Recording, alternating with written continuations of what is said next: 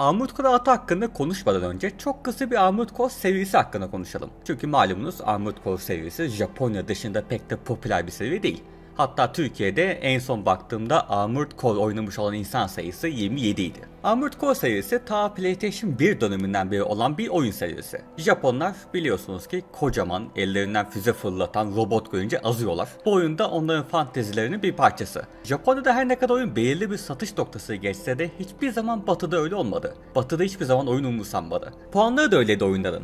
Tüm Armored Core oyunları 60-70 gibi çok kötü puanlar aldı. PlayStation 3 dönemine geçtiğimizde de Armored Core'un satışı Japonya'da bile düştü. Bu yüzden 10 sene boyunca yeni bir Armored Core oyunu görmedik. Serinin yapımcısı olan From Software, Souls konsepti tutunca sadece Souls oyunları yapmaya başladı ve 15 sene boyunca buna devam etti. Ama 11 yıl sonra seriye bir geri dönüş yapıp Armored Core 6'yı çıkardılar ve bu sefer neredeyse 90 puan aldılar. Peki neden? Tüm Armored Core oyunları şu ana kadar 60 puan almışken bu oyun niye 90 puan aldı?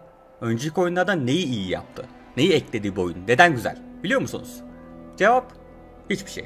Elbette bazı küçük dokunuşlar var, videonun ilerisine bahsedeceğim ama bu dokunuşlar kesinlikle 30 puan fark açacak dokunuşlar değil. Armored Core 6 önceki oyunların dizaynına aşırı benzeyen bir oyun. Görev seç, görevi yap, para kazan, paranla yeni robot parçası al, robotunu geliştir, sonraki göreve geç. Aynı oyun. 2000'in başına çıkmış Armored Core 2 de aynı şeyi yapıyor tamamen. Peki bu oyun 65 alırken bu oyun niye 90 oluyor? Cevap çok basit. 2000'lerde From Software 40 kişinin çalıştığı küçük Sikko Japon şirketiydi. Bir tane robotla oyun yapıp Batı'ya salıyorlardı. Batılılar bakıyordu, bu ne abi, robotuz, ateş ediyoruz, başka bir şey yapmıyoruz, 60 ver geç. Ama şimdi From Software artık 2 tane Game of the Year ödülü sahibi, birçok insanın favorisi olan, çok sevilen çok büyük bir şirket. Artık yaptıkları oyuna 60 puan verilmesi demek bir skandal demek.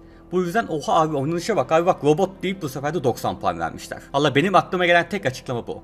Ben ne eski Armored Core'ların 60 puanlık bir oyun olduğunu ne de yenisinin 90 puanlık bir oyun olduğunu düşünüyorum. Armored Core 6 her ne kadar eski oyunlar gibi görev bazlı bir oyun olsa da bu oyunda bir Souls oyununun hislerini de alabiliyorsunuz. Oyuna başladığınız gibi hemen karşınıza acayip zorlayıcı bir boss çıkıyor. Ve bu boss sadece zor değil, bir de bozuk. Çünkü bu boss harita sınırlarının dışına çıkabiliyor ve siz ona yaklaşamıyorsunuz bile. Ben 9. defada anca geçebildim bu boss'u ki çıktığı gün herkes bu boss'un zorluğundan bahsediyordu. From Software'in burada ne yaptığı bence oldukça açık. Biliyorlar ki çok büyük bir Souls kitlesi var ellerinin altında. Ama bu kitle daha önce hiçbir zaman Armored Core oynamadı. Bu yüzden bunlar Armored Core 6'ya şans vermek istediklerinde bu kitleyi elleri altına tutacak ilgi çekici, zorlayıcı bir boss'la başlamışlar. Sadece ilk boss değil, oyunu birçok boss'u insanları zorlayacak seviyede. Veya bu oyuna repair mekaniği eklenmiş. Herhangi bir görevde, herhangi bir yerde bir tuşa basıp canınızın birazını yenileyebiliyorsunuz. Yani tıpkı Souls oyunlarındaki Estus Flask gibi düşün işte. Bu Souls faremsi değişikliklerin seriye iyi gittiğini söyleyebilirim. Robotunuzu kişileştirebilmek her zamanki gibi serinin en iyi noktası. Onlarca çeşit parçadan onlarca farklı kombinasyon çıkarıp onlarca farklı şekilde boyayıp kendinize ait bir robot yapabiliyorsunuz.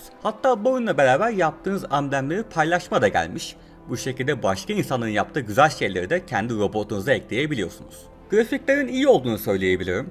Optimizasyon konusunda çok endişem vardı çünkü bu oyun Elden Ring'in oyun motorunda yapılıyordu. Ve biliyorsunuz ki Elden Ring birazcık problem olarak çıkmıştı. Hem bilgisayar tarafında hem de PlayStation 5 konsol tarafında. Ama Armored Core 6 neredeyse kusursuz bir çıkış yaptı. Ben RTX 3070 ekran kartımda 2K çözünürlükte oyunu 100 FPS'e yakın bir civarda oynadım ve bu performanstan gayet memnunum. Ayrıca ilk defa bir Armored Core oyununun bilgisayara çıkması demek, ilk defa güzel modlar göreceğimiz de demek. CJ modu şimdiden hazır. Kontroller olarak bayağı rahat bir oyun. Ve bu çok önemli bir şey. Çünkü eski Armored Core oyunlarını 30 dakika oynamaya kalksanız delirip Bakırköy Hastanesi'ne yatırırlar sizi. O kadar kötü kontrolleri var. Ama 6. oyun modern bir oyun olmuş.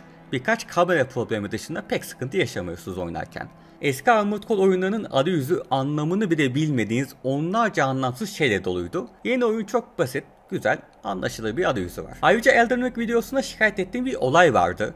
Bir yetenek alırken o yeteneği ne yaptığını görsen ufak bir video neden yok diye şikayet etmiştim, belki hatırlıyorsunuzdur. Sonra From Software bunu yapabilmiş ve Armored Core 6'da bir silah alacakken bu silahın nasıl ateş ettiğini görsen ufak videolar var. Böylece almadan önce iyice karar verebiliyorsunuz. Oynanış olarak yaptığınız farklı robot komboları sayesinde çeşitli bir oynanış sunuyor. Bu iyi güzel ama Armored Core'un hiçbir zaman aşamadığı bir sorun var. Hikaye. Şimdi eminim tıpkı Souls oyununda da hikaye var diyenler gibi lore ve hikaye kavramlarını karıştırıp 15 sayfa Armored Core wikisinden bilgi okuyup gelen birkaç kişi abi Armored Core'un çok büyük, çok güzel bir hikayesi var diyebilir ama arkadaşlar bu oyun bir hikaye anlatmıyor ya da anlatamıyor. tıpkı sıradan bir Souls oyunu gibi ne yaptığınızı bilmeden sadece karşınızdaki şeyi kesmeye çalışıyorsunuz. Bu da Armored Core'da tüm oyun boyunca V1, V2, L1, L2 tuşlarına basmanız anlamına geliyor. Bir yerden sonra benim parmaklarım ağrıyor, oynayamıyorum valla. Sinematik bir hikaye anlatımı eksikliği bu oyunun ve tüm Armored Core serisinin en büyük eksikliği. Online modumuz var bir de bu oyunda ama tabii ki bir Japon oyununun iyi online moduna sahip olmasıyla Fenerbahçe'nin şampiyon olması tamamen aynı ihtimale sahip. Online modu oyunun 4. 5. saatinde açılıyor. Sonra girip odalara bakıyorsunuz, oyunu sadece 10 kişi oynuyor. Bir odaya girmeye çalışıyorsunuz, hata veriyor. Sonra girmeyi başarıyorsunuz ama bu sefer de sadece izleyici oluyorsunuz. Çünkü odayı açan adminin sizi manuel olarak bir takıma atması lazımmış. Aşırı boktan ve kötü bir online sistem yine From Software oyununda bizi bekliyor. Kısacası Armored Core 6'nın bilgisayar portu iyi. Modern bir oyun, grafikler iyi denilebilir. Armored Core serisine başlamak istiyorsanız iyi bir başlangıç noktası olabilir ve boss savaşları güzel. Ama oyun hikaye anlatamıyor, bu yüzden bir yerden sonra çok sıkıcı bir hale geliyor ve online modu tamamen rezalet. Serinin fanlarını kesinlikle tatmin edecek bir oyun. Ama eğer ilk defa oynamayı düşünüyorsanız o zaman işler değişir.